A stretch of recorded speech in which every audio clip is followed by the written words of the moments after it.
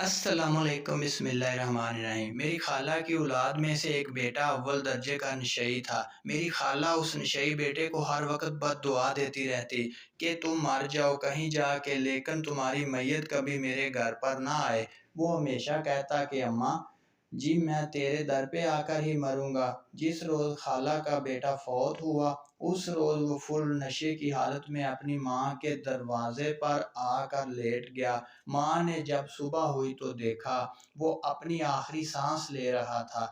जैसे ही खाला ने दरवाज़ा खोला तो खाला का बेटा दम तोड़ गया था। और अब खाला हमेशा अपनी बद्दुआओं पर पछताती रहती है। अगर आपको वीडियो अच्छी लगे तो प्लीज़ चैनल को ज़रूर सब्सक्राइब कर दीजिए ताकि हमारी हर आने वाली नई वीडियो आप तक पहुंच सके। शुक्रिया।